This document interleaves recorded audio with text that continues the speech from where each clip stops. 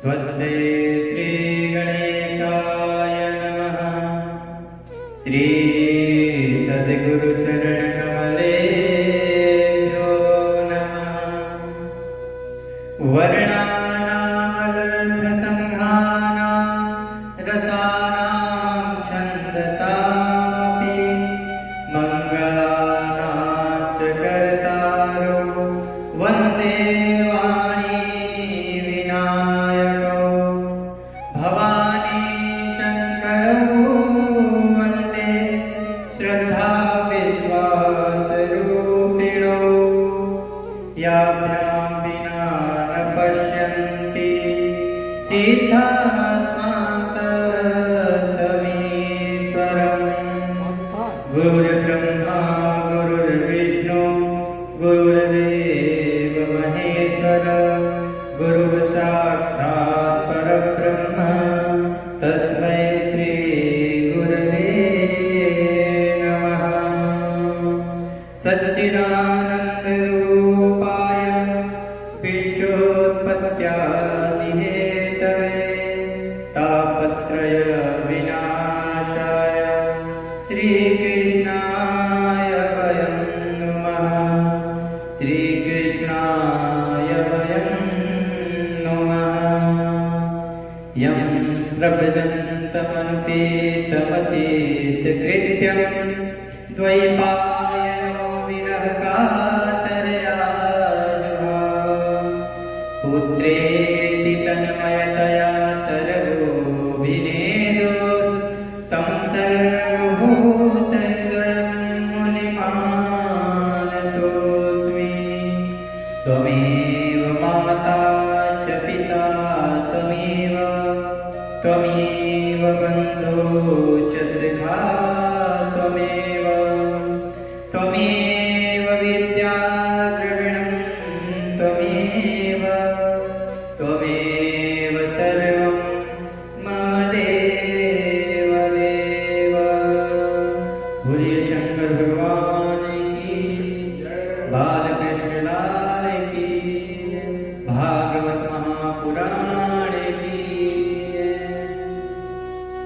ओम परात्पर ब्रह्म अकारण करुणा वर्णालय भक्तवांछा कल्पतरु तड़ित विनिंदित पीतांबरधारी श्री बालकृष्ण लाल की वांगमय प्रतिमूर्ति, ये भागवत महापुराण जिसका हम लोग श्रवण कर रहे हैं। हम लोगों ने कल के प्रसंग में हिरण्यकश्यपु का प्रसंग श्रवण किया, किस प्रकार से भगवान अपने भक्त की रक्षा के लिए भक्त जैसा चाहता है वैसा अवतार धारण कर लेते हैं। भक्त ने कहा कि प्रभु हम आपको ऐसा रूप देखना चाहते हैं कि ना पशु हो, ना पक्षी हो, ना दैत्य हो, ना देवता हो, ना मनुष्य हो, ना बंदर हो, ना कोई अन्य जीव हो। देखिए भक्तों का कैसा कैसा मांग होता है और ऐसे ऐसे मांगों को भी पूर्ण करते हैं परमात्मा। हिरण्यकश्यपु ने ऐसा ही तो मांग किया था कि ऐसा रूप दिखाओ कि जो कभी किसी ने न देखा। परमात्मा ने वही रूप धारण किया जो कभी किसी ने देखा ही नहीं। कभी कोई कहता है कि प्रभु मछली बन जाइए, तो प्रभु मत्स्य अवतार धारण करके आते हैं। कभी कोई बोलता है कछुआ बन जाओ, तो कच्छप अवतार धारण कर लेते हैं। कभी कोई कहता है स्त्री बन जाओ, तो मोहिनी अवतार धारण कर लेते हैं। कभी कोई कहता है कि धनुष बाण लेके आओ, तो राम अवतार धारण कर लेते हैं। कभी कहता है कोई कि बंसी बजाओ, तो मेरे गोपाल नंदलाल के रूप में आ जाते हैं। जाकी रही भावना जैसी, जिसकी जैसी भावना होती है प्रभु वैसा ही अवतार धारण करते हैं। प्रभु खंभे में से निकल करके और अपने भक्त प्रहलाद की रक्षा की और अपने पार्षद हिरण्यकशिपु को एक जन्म से मुक्त कर दिया। उसी समय से जब भक्तराज प्रहलाद की भक्ति के वशीभूत होकर के परमात्मा खंभे से निकल गए, एक पाषाण से भी परमात्मा निकल गए, उसी समय से ये मूर्तियों की पूजा प्रारंभ हो गई। उसी समय से, उससे पहले मूर्तियों की पूजा नहीं होती। कहते हैं ना कि परमात्मा हर जगह विराजमान है, हर जगह परमात्मा है, बस निकालने को प्रहलाद चाहिए। प्रहलाद जी ने भक्ति भाव से एक पाषाण से भी उस परमात्मा को प्रकट कर दिया। हम लोगों ने कल इन्हीं भक्तराज प्रहलाद जी के चरित्र को श्रवण किया। उसके आगे जब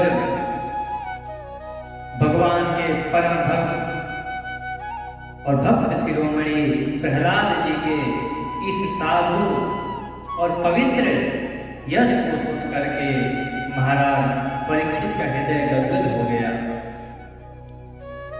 आज तो परीक्षित धन्य हो गए, क्योंकि एक भक्त यदि दूसरे भक्त की कथा सुनता है ना, उसको बहुत आनंद आता है। भगवान अपनी कथा सुनवाकर पसंद नहीं होते हैं। वो तो कहते हैं कि तुम मेरी कथा मत करो, बस केवल मेरे भक्तों की कथा करो, मेरे सेवकों की कथा करो, उनकी सेवा तो देखो, उनके भक्ति भाव को तो देखो। सुखदेव जी महाराज भक्तराज जब प्रहलाद जी का चरित्र सुना रहे हैं, उनका रोम रोम पुलकित हो गया और पूरा शरीर रोमांचित हो गया, बहुत आनंद प्राप्त हुआ। इधर देवर्षि नारद जी युधिष्ठिर जी को एक प्रसंग सुना रहे थे। नारद जी के द्वारा ये बताया गया, ये सुनाया गया प्रसंग युधिष्ठिर जी के मन को बहुत भाया। युधिष्ठिर जी प्रसन्न हो गए और उन्होंने नारद से पूछा। युधिष्ठिर जी ने कहा, हे प्रभु, आपने मेरे ऊपर बहुत कृपा की, जो ये शिशुपाल के पूर्व जन्म की कथा मुझे सुनाया। अब मैं वर्ण और आश्रमों के सदाचार और मनुष्यों के सनातन धर्म को श्रवण करना चाहता हूं। मनुष्यों का धर्म क्या है, उनको कैसे जानना चाहिए, क्योंकि धर्म से ही मनुष्य को ज्ञान और भगवत प्रेम और भगवान का साक्षात्कार होता है। यदि कोई मनुष्य अपने धर्म पे नहीं रहता है, अपने सनातन और पवित्र अवस्था में नहीं रहता है, और जो वेदों में लिखा गया है उन वेदों के अनुसार नहीं चलता है, उसको कभी भक्ति प्राप्त नहीं हो सकती और कभी भी भगवान का साक्षात्कार नहीं मिल सकता है। इसीलिए किसका किसका क्या क्या धर्म है, किसको क्या करना चाहिए, मैं आपको सुनना चाहता हूं। आप स्वयं ब्रह्मा जी के पुत्र हैं। ब्रह्मा जी के तो कई पुत्र हैं, उनमें आप सर्वश्रेष्ठ हैं। क्यों श्रेष्ठ हैं?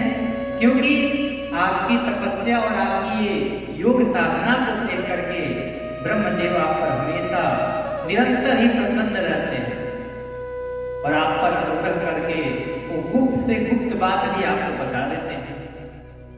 इसीलिए मैं आपसे प्रश्न करता हूं कि आप मुझे बताइए कि वर्ण आश्रम क्या होता है, मनुष्य का कौन सा धर्म है, मनुष्य को क्या करना चाहिए जिससे उसको भक्ति प्राप्त हो, ज्ञान प्राप्त हो और भगवान का साक्षात्कार हो। आप हमें समझाइए। आपके समान भगवान नारायण में परायण, दयालु, सदाचारी और शांत ब्राह्मण धर्म के गुप्त से गुप्त रहस्य को भी जानते हैं। जैसा आप धर्म का निरूपण कर सकते हैं वैसा मेरे विचार में तो कोई कर नहीं सकता है, इसीलिए मैं आपसे पूछता हूं। नारद जी ने जब देखा कि युधिष्ठिर के अंदर भाव है सुनने का,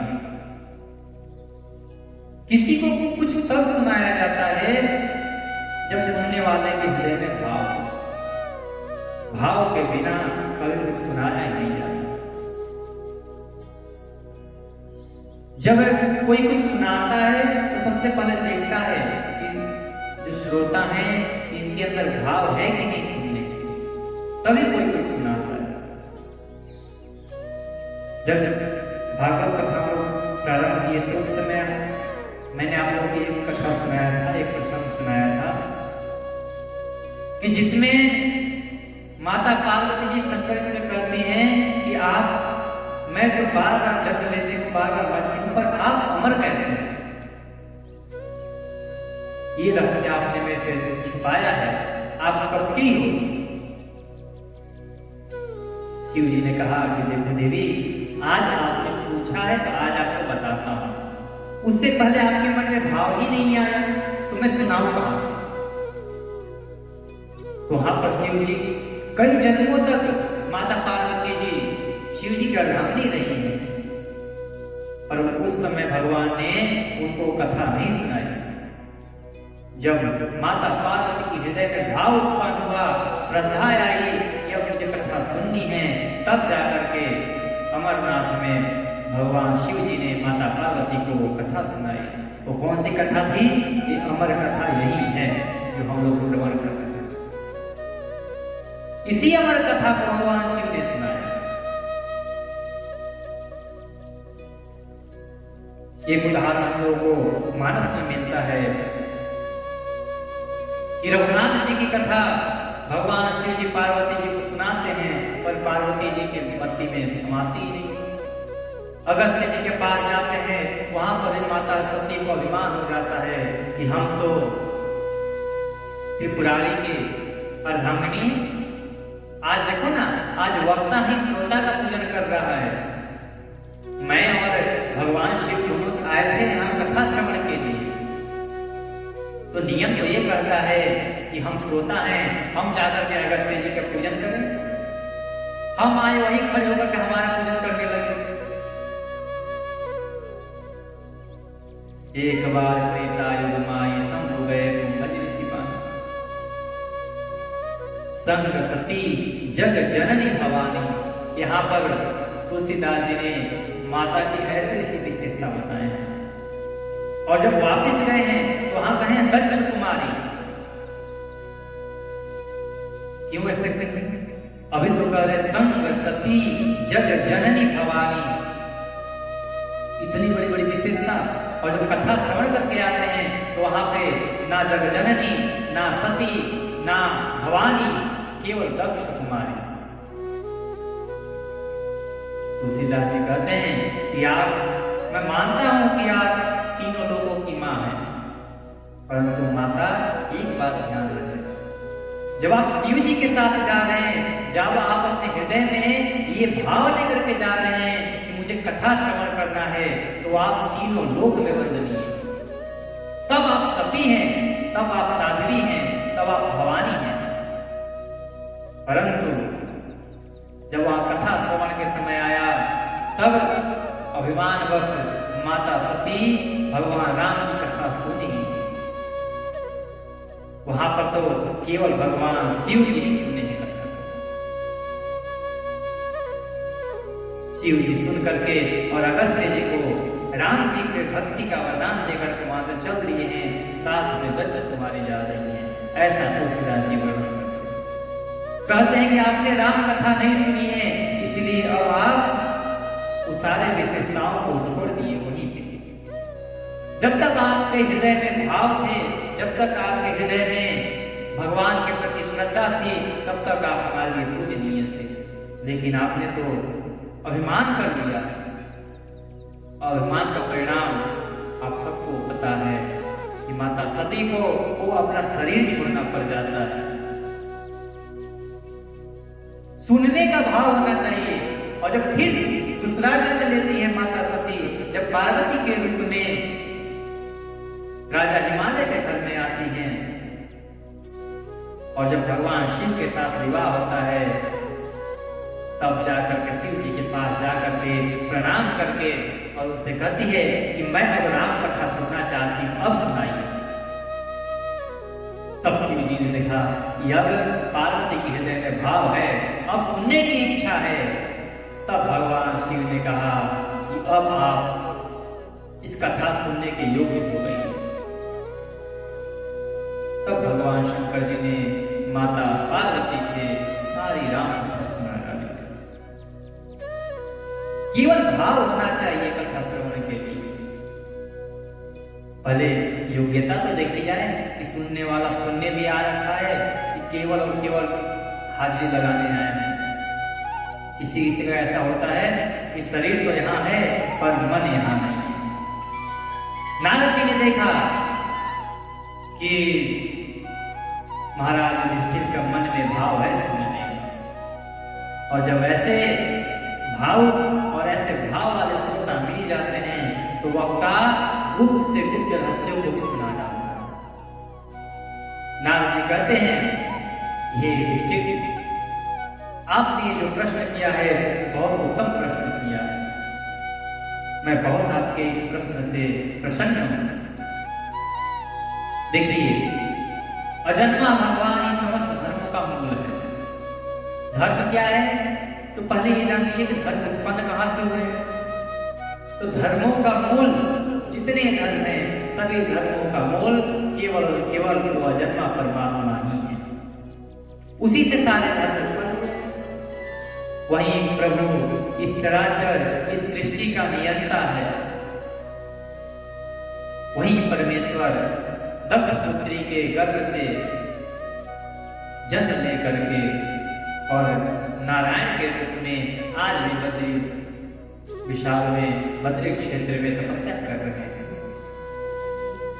आज भी आप लोगों ने देखा होगा कि बद्रीनाथ में कितनी ठंड पड़ती है, बहुत ठंड होती है, लेकिन आज भी वहां पे भगवान नारायण को चंदन से लेप किया जाता है।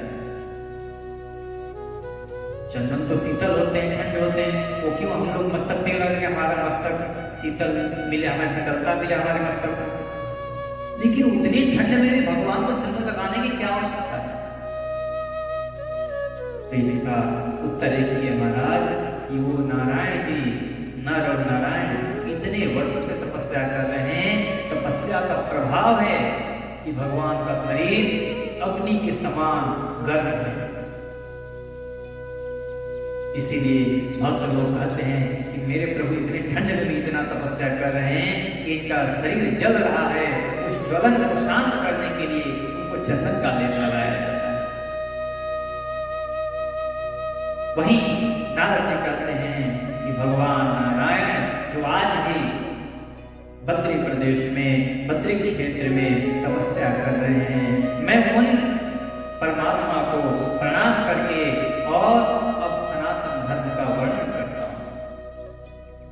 युधिष्ठिर, सर्वदेव स्वरूप भगवान श्री हरि, उनका तत्व जानने वाले महर्षियों की स्मृतियां और जिससे आत्मग्लानि न होकर के आत्म प्रसाद की उपलब्धि हो, वह कर्म धर्म के मूल है।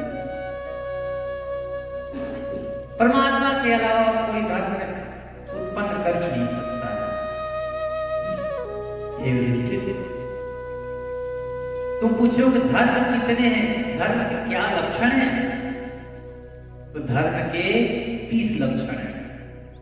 भागवत जी में धर्म के 30 लक्षण बताए गए हैं। वो कौन कौन से हैं?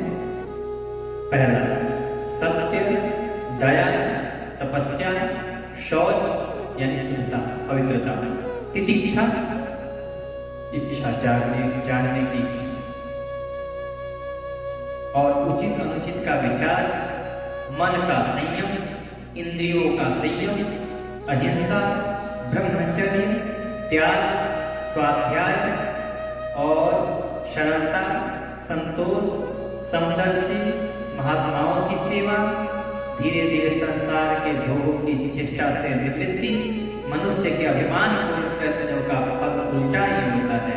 ऐसा विचार, मौन, आत्मचिंतन, प्राणियों को अन्न आदि का यथायोग्य विभाजन, उनमें और विशेष करके मनुष्यों में अपने आत्मा तथा इष्ट देवता का भाव, संतों के परम आश्रय भगवान श्री कृष्ण के नाम, गुण और लीला आदि का श्रवण करना, कीर्तन करना, स्मरण करना, उनकी सेवा करना, पूजा करना, नमस्कार करना, उनका दास्य भाव रखना, सख्य भाव रखना और अपने आप को समर्पण कर देना।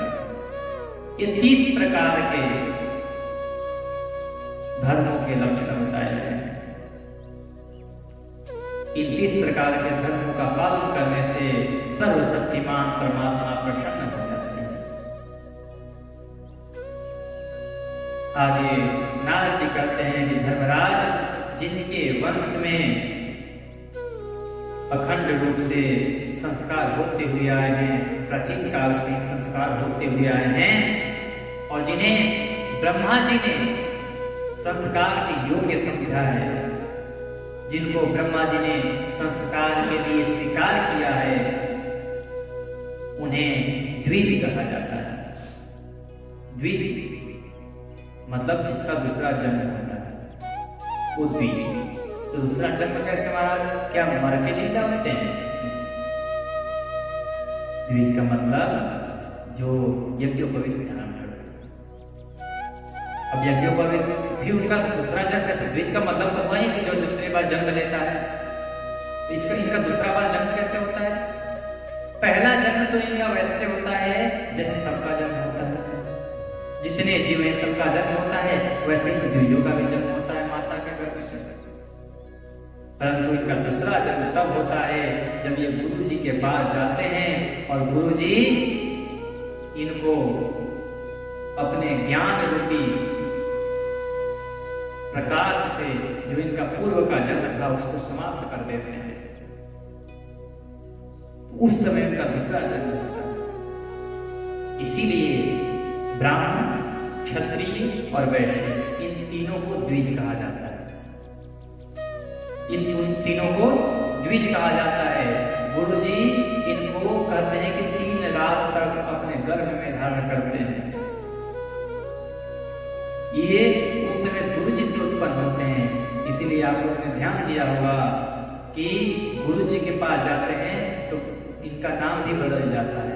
आप लोगों का भी नाम बदला है गुरु जी के पास जाकर के, सब कुछ बदल जाता है। वहां पर जाकर के, वहां पे जाकर के अपने पिता के पुत्र नहीं रहते, वो वहां पे गुरु जी के शिष्य बन जाते हैं। इसीलिए इनको द्विज कहा जाता है। जन्म और कर्म से शुद्ध द्विजों के लिए, अब द्विजों का कर्म क्या है? कहते हैं कि यज्ञ, अध्ययन, दान, ब्रह्मचर्य आदि आश्रमों का विशेष कर्मों का विधान इनके लिए बताया गया है। यज्ञ करें, अध्ययन करें, दान दें और ब्रह्मचर्य का पालन करें। इन द्विजों को इतना तो करना चाहिए। अब आगे बताते हैं कि अध्ययन, अध्यापन, दान देना, दान देना, यज्ञ करना और यज्ञ कराना, ये 6 कर्म ब्राह्मणों के लिए बताए गए। सबसे पहले है अध्ययन करना। ये क्रम से है, कोई ये नहीं कि पहले आखिरी से शुरू करो, नहीं, शुरू से शुरू करना है। पहले क्या करो? अध्ययन करो, फिर अध्ययन कराओ, फिर दान लो, फिर दान दो, फिर यज्ञ करो और फिर यज्ञ कराओ।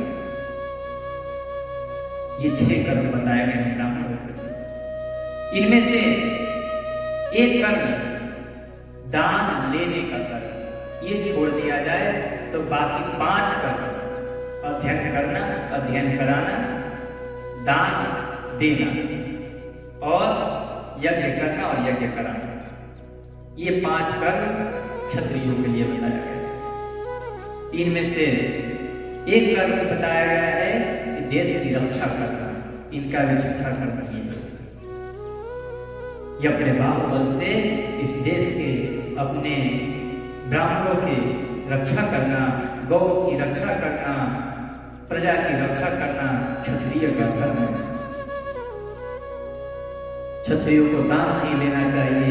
प्रजा की रक्षा करने वाले क्षत्रिय का जीवन निर्वाह ब्राह्मणों की सेवा और सबके यथा योग्य जो जुर्माना इकट्ठा करते हैं उससे किया जाता है। अब वैश्य को क्या करना चाहिए? वैश्य को सर्वदा ब्राह्मण के वश का अनुयायी रह करके उनकी आज्ञा का पालन करते हुए कि कैसे कैसे मार्गों पे चलना है, ब्राह्मणों से आज्ञा ले करके गौ की रक्षा करनी चाहिए, कृषि करें, व्यापार करें, इन्हीं से उनकी अपनी जीविका चलानी चाहिए।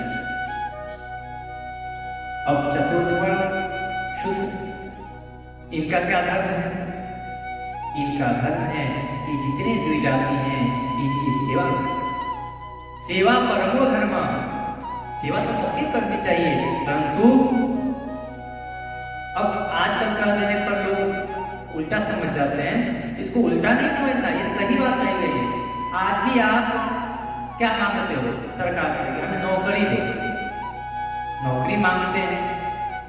नौकरी का मतलब क्या हुआ? आप किसी के अंदर में तो काम करेंगे, तो वही तो आपको कहा गया है, आप इनकी सेवा करिए, आपको धन देंगे। तो ये चारों वर्णों के लिए ये 4 प्रकार के वर्ण व्यवस्था बताए गए हैं। इनको कैसे कैसे अपने अपने कर्मों का निर्वाह करना चाहिए। इन द्विजातियों से जो भी अन्न धन मिले उसी से इनको अपने आजीविका चलानी चाहिए। उसके बाद कहते हैं कि ब्राह्मण के जीवन निर्वाह के साधन 4 प्रकार के। अब ब्राह्मण ना खेती कर सकता है, ना गृहस्थी में कुछ कर सकता है, तो वो धन कहाँ से लाए? उनके लिए 4 चीज बताए गए हैं कि जहां से वो अपना जीविका चला सके। पहला है वार्ता। वार्ता किसे करते हैं महाराज? तो यज्ञ आदि अनुष्ठान करा करके जो धन प्राप्त होते हैं उसे वार्ता करते हैं। उनसे जो धन मिले उससे अपनी आजीविका चलाए। दूसरा है शालिनी। शालिनी किसे कहते हैं? कि बिन मांगे यदि कुछ मिल जाए उसी से अपनी आजीविका चलाए, उसे शालिनी कहते हैं। मांगना नहीं है, जो भी किसी से या कहीं से प्राप्त हो जाए उसी से अपना जीवन यापन करें। तीसरा ब्राह्मणों का जीवन यापन के लिए बताया गया है यायावर। यायावर क्या है? नित्य प्रति भिक्षावृत्ति रखना। 5 घर में जैसे बताया गया है कि 5 घरों में जाकर के भिक्षा मांगना, मिले तो ठीक, नहीं तो फिर वैसे ही रह जाओ। तीसरा ये। चौथा है शीलोच्छन। शीलोच्छन क्या है? तो शीलोच्छन वो है यदि गृहस्थी या किसान लोग जो खेत में अन्न को काटते हैं, यदि उसमें से कोई गिरा हुआ अन्न का दाना गिरा है उसको चुन चुन कर ला करके और अपना जीवन यापन करते। ये 4 वृत्ति बताई गई हैं। ये 4 प्रकार से ब्राह्मण लोग अपना जीवन निर्वाह करें। और आगे कहते हैं कि निम्न वर्ण का पुरुष बिना आपत्ति काल के उत्तम वर्णों की वृत्तियों का अवलंबन ना करें। जैसे ब्राह्मण, क्षत्रिय, वैश्य, शूद्र, ये 4 क्रम से बनाए गए। तो नीचे वाले जो हैं वो ऊपर वालों की वृत्तियों को अवलंबन ना करें, उनमें उनके धर्म में प्रवेश करने का कोशिश ना करें। जिनके लिए जो धर्म बताया गया है वही अपना काम करें। अब हमें ये मुख मिला है खाने के लिए, अब नाक से खाने की क्या आवश्यकता है? खाएंगे तो मुख से ही। हाथ मिला है सारे वस्तु ग्रहण करने के लिए, पैर मिला है चलने के लिए, तो हमें सर से चलने की क्या आवश्यकता है? इसीलिए जिसका जो कर्म है, जो धर्म बताया गया है, अपने धर्म पे ही रहना चाहिए। हाँ, ऐसा इसमें लिखा गया है कि यदि आपत्ति काल आए तो कोई भी किसी का भी धर्म में प्रवेश कर सकता है। आपत्ति काल में सभी सब वृत्तियों को स्वीकार कर सकते हैं, लेकिन वैसी आपत्ति काल आए तब। आगे कहते हैं ऋत, अमृत, मृत और प्रमृत और सत्यामृत, इनमें से किसी भी वृत्ति का आश्रय ले लीजिए। ये 5 वृत्ति हैं, इन 5 वृत्तियों में से किसी का भी आश्रय ले लीजिए, परंतु एक छठा वृत्ति बनाई गई है जिसका नाम है श्वान वृत्ति। उस श्वान वृत्ति का अवलंबन कभी नहीं लेना चाहिए। अब ये ऋत और अमृत, मृत, प्रमृत और सत्यामृत क्या है? तो कहते हैं कि जो बाजार में पड़े हुए अन्न होते हैं तथा खेतों में पड़े हुए अन्न, जैसा मैंने अभी बताया, वो बिन बिन करके लाना, शिरोक्षण वृत्ति से जीवन का निर्वाह करना, उसी को ऋत कहा जाता है। और बिना मांगे यदि कुछ मिल जाए, हमने पहले बताया शालीन वृत्ति, उस वृत्ति से जीवन का निर्वाह करना अमृत कहा जाता है। और नित्य मांग करके यथा अर्थात यायावर वृत्ति से अपने जीवन का यापन करना मृत वृत्ति कहा जाता है। और कृषि आदि करके हम लोग जो अन्न प्राप्त करते हैं, जो अपना जीवन निर्वाह करते हैं, वैसे निर्वाह करने वाले को वार्ता वृत्ति कहा जाता है। और अपने प्रवृत्त वृत्ति से, वार्ता वृत्ति से जो निर्वाह करता है उसको प्रवृत्त कहा जाता है। और जो वाणिज्य या किसी प्रकार के कहीं से और धन प्राप्त करके और वाणिज्य वृत्ति का पालन करता है, उसे सत्यामृत वृत्ति कहा जाता है। ये 5 प्रकार की वृत्ति को तो आप धारण कर सकते हैं, परंतु एक छठा वृत्ति बताई गई है, स्वान वृत्ति। स्वान वृत्ति क्या है? तो कहते हैं कि अपने से निम्न वर्ण की सेवा करना ही स्वान वृत्ति है।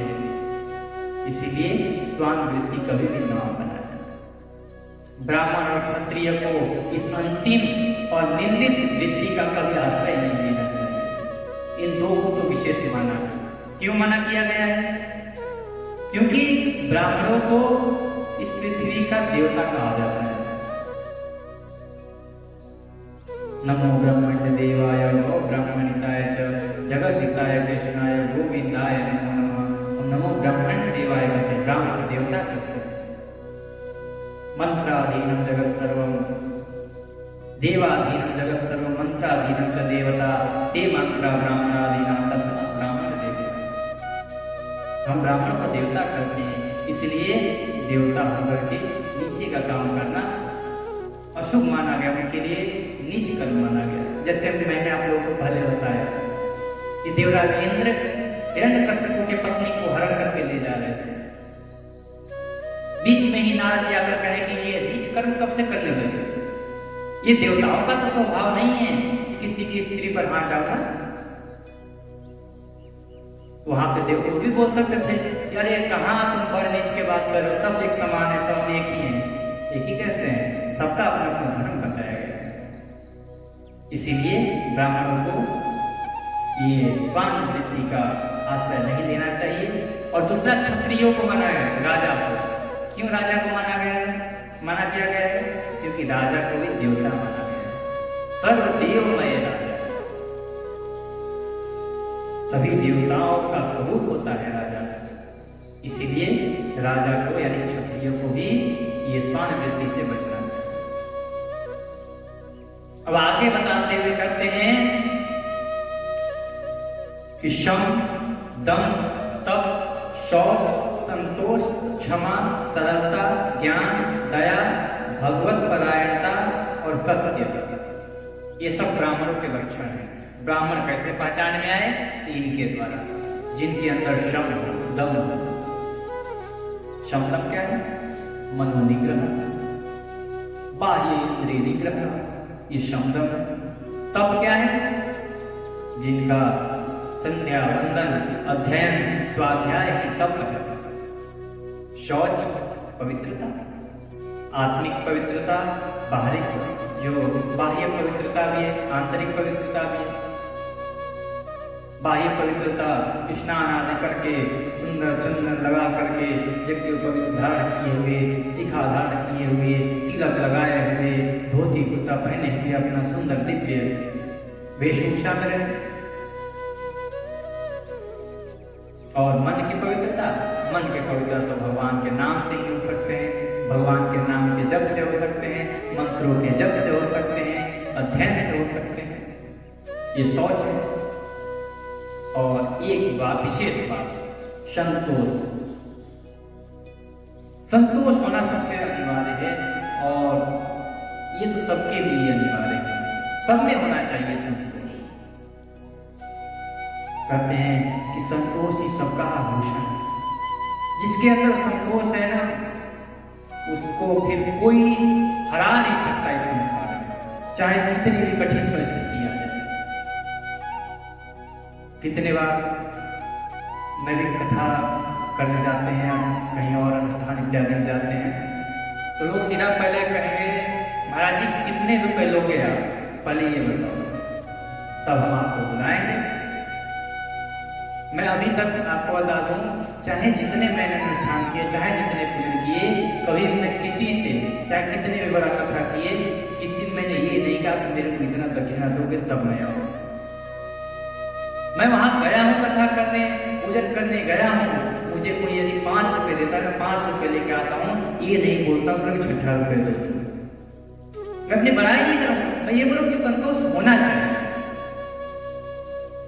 अपने अंदर संतोष होना, भाव हो एक भाई जो मिला उसी पर संतोष करना है।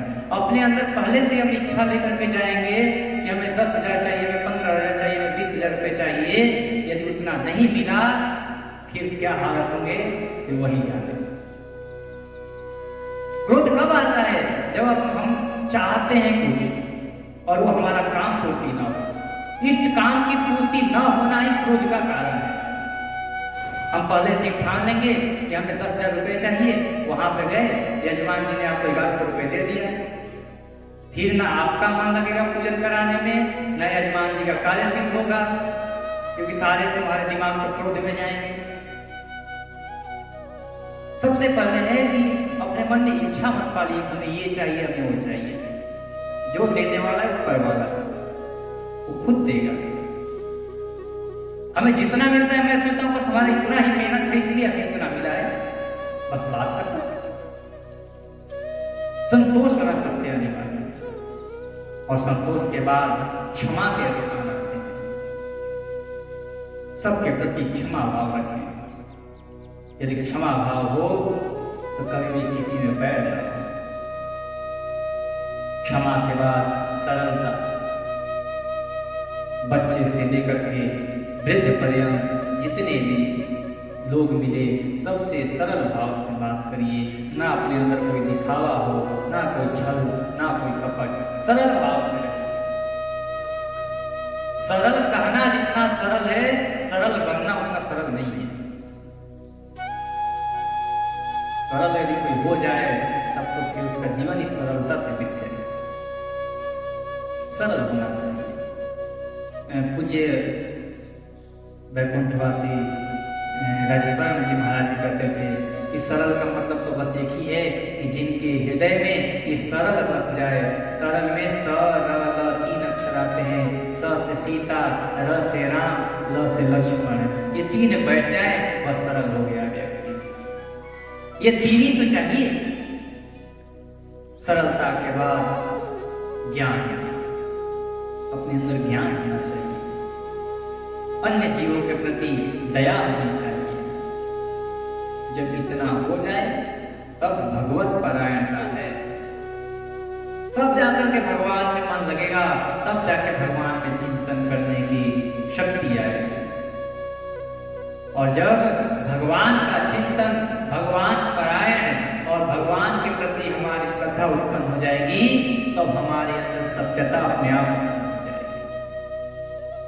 अंतिम बताया गया है लक्षण सत्य का। सत्य अपने आप में पूर्ण। फिर हमें सब कुछ दिखाई देने पड़ेगा क्या असत्य और क्या सत्य है।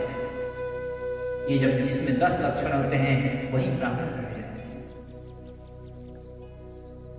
कहते हैं कि युद्ध में अब क्षत्रियों का लक्षण बताते हैं। क्षत्रिय कैसे पहचाने क्षत्रिय है? युद्ध में उत्साह होना, युद्ध के लिए निरंतर अपने प्राणों की चिंता न करते हुए भी तैयार रहना, वो क्षत्रियों का लक्षण है। उनको देखते ही उनके अंदर जो वीरता है वो दिखाई देने लगे, वो क्षत्रियों का लक्षण है। धैर्यता क्षत्रियों का सबसे बड़ा यदि कोई आभूषण है तो उनकी धैर्यता है।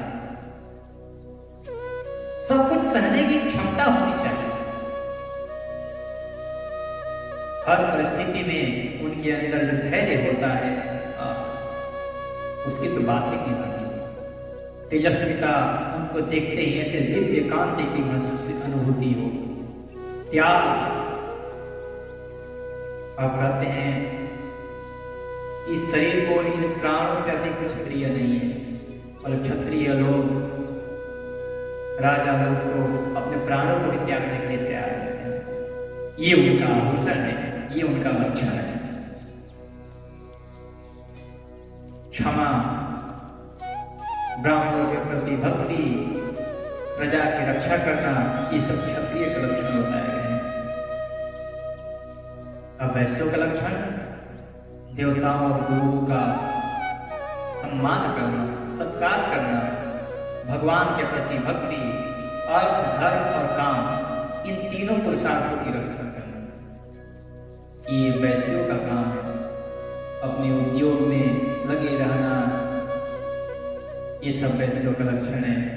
और इन तीनों की सेवा करना, उनके सामने विनम्र भाव रखना, अपने को पवित्र रखना, स्वामी का निष्कपट सेवा करना, वैदिक मंत्रों से रहित यज्ञ करना, चोरी न करना और सत्य बोलना, गौ ब्राह्मणों की रक्षा करना, ये शूद्र के लक्षण है। इन चारों वर्णों का लक्षण नारद जी ने, भागवत जी ने ये बताया। उसके बाद कहते हैं कि अब मैं स्त्रियों के लक्षण बताता हूं। स्त्रियों का क्या धर्म है? सबसे पहले स्त्रियों का धर्म है पति की सेवा करना। सर्वप्रथम सबसे बड़ा धर्म पति की सेवा, उसके अनुकूल रहना, पति के संबंधियों, पति के माता, पति के पिता, पति के भाई, पति की बहन, जितने उसके संबंधी हैं सबको अपना समझना, उनके अंदर अपने पति का ही स्वरूप समझ करके उनकी सेवा करना। पति से यदि वो कहते हैं ना कि हमने गाड़ी ली, अब गाड़ी से संबंधित है चाबी, तो हम चाबी का कितना देख रेख करते हैं कि भाई ये चाबी हो गया है तो गाड़ी चली जाएगी, बड़ा दिक्कत करता है। हमारा मुख्य उद्देश्य क्या है? गाड़ी, चाबी और अन्य भी चीज हैं जो गाड़ी से संबंधित आते हैं, हम उन सब की रक्षा करते हैं। बाइक के लिए तो हमें हेलमेट भी चाहिए, कागज भी चाहिए, लाइसेंस भी चाहिए, सबकी रक्षा करते हैं। लेकिन हमारा उद्देश्य क्या है? गाड़ी चलाना। उसी प्रकार ये सब पति से संबंध तो हैं, लेकिन सबकी उसी प्रकार रक्षा करना है जैसे हम पति की रक्षा करते हैं, पति के भाव को देखते हैं। कहते हैं कि पति के संबंधियों का प्रसन्नता का ध्यान रखना, सर्वदा पति के नियमों की रक्षा करना, ये पति को ही ईश्वर मानने वाले पतिव्रता स्त्रियों का धर्म है। साधवी स्त्री को चाहिए कि झाड़ने, बुहारने, लिपने और चौका पूरने, जो भी घर के काम हैं उन सभी कार्यों से, जिससे हमारा घर सुंदर दिखाई दे, उनसे घर को सुंदर करे। और श्रृंगार से 16 श्रृंगार बताए गए हैं, उन 1600 श्रृंगारों से अपने शरीर की सुंदरता को बनाए रखें। वस्त्राभूषणों से अपने शरीर को ही अलंकृत रखें, सामग्रियों को साफ सुथरी रखें, अपने पति देव की छोटी बड़ी इच्छाओं को समय अनुसार पूर्ण करें, विनय, इंद्रिय संयम, सत्य एवं प्रिय वचनों से प्रेम पूर्वक पति देव की सेवा करें। पति यदि कुछ भी ला करके दे दे उसी में संतुष्ट रहें। पति से ज्यादा कुछ मांगने की इच्छा न करें, ऐसा कुछ ना मांगे कि जो न ला के दे सके। यदि कुछ इच्छा हो भी मांगने की तो पहले उसकी सामर्थ्य को देखें, जो क्या ला करके दे सके वही मांगे। पति कमाए 10,000 रुपए, आप मांगो 1 लाख का सामान, कहां से लाएगा? आप उतना ही मांगिए कि जितना अपने पति के सामर्थ्य, जो कुछ मिल जाए उसी में संतुष्ट रहिए। सभी कार्यों में चतुर एवं धर्मज्ञ हो, सत्य और प्रिय बोले, अपने कर्तव्य में सावधान रहे, पवित्रता से और प्रेम से परिपूर्ण रहकर, यदि पति पतित न हो तो उसका सहवास करें। जो लक्ष्मी जी के समान पति परायण होकर अपने पति की उसे साक्षात भगवान का स्वरूप समझकर सेवा करती है, उसके पति देव वैकुंठ लोक में भगवान नारायण के स्वरूप को प्राप्त होते हैं और वह स्वयं लक्ष्मी के स्वरूप को प्राप्त होती है। लक्ष्मी जी के समान उनके स्थान पर आनंद होकर के पति के साथ विराजमान रहती है। नारद जी कहते हैं कि युधिष्ठिर, जो चोरी तथा अन्याय पाप कर्म नहीं करते, उन अंत्यज तथा चंडाल आदि अंत्यवासाई वर्ण संकर जातियों की वृत्तियां वे ही हैं जो कुल परंपरा से उनके यहाँ चली आई है। वेददर्शी ऋषि मुनियों ने युग में प्राय मनुष्यों के स्वभाव के अनुसार धर्म की व्यवस्था की है। सबके लिए अलग अलग धर्म बताए गए हैं, अलग अलग कर्म बताए गए हैं। इसीलिए जिसके लिए जो धर्म जो कर्म बताए गए हैं वो उसी धर्म कर्म का पालन करें। आज की कथा हम लोग यहीं तक रखेंगे। कल की कथा हम चारों आश्रमों के बारे में जानेंगे। ब्रह्मचर्य आश्रम, गृहस्थाश्रम, वानप्रस्थाश्रम और संन्यास आश्रम। इन चारों आश्रमों में क्या करना चाहिए, क्या नहीं करना चाहिए, किसको कैसे, किस अवस्था तक किस आश्रम में रहना चाहिए, इसका वर्णन कल हम लोग विस्तृत रूप से करेंगे। आज की कथा यहीं तक। बोलिए भागवत महापुराण की